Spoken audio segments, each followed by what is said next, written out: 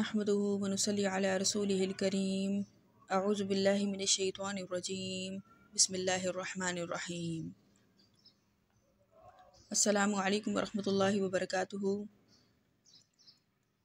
क्या उल्टी या क्या हो जाने से रोज़ा टूट जाएगा?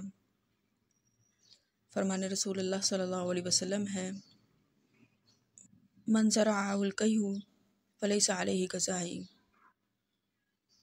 मन इस्तक़ा अमदन फलयक़ज़ी।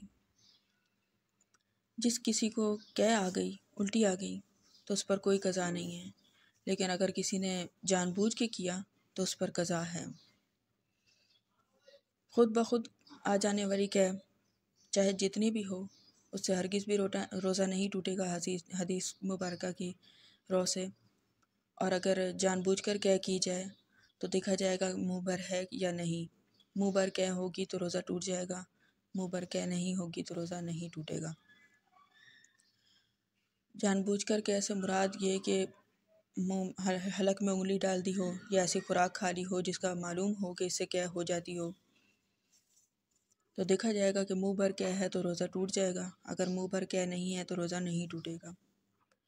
कै से मुतालिक या रोज़े के टूट जाने से मुतालिक किसी भी किस्म का सवाल हो तो कमेंट्स में किया जा सकता है।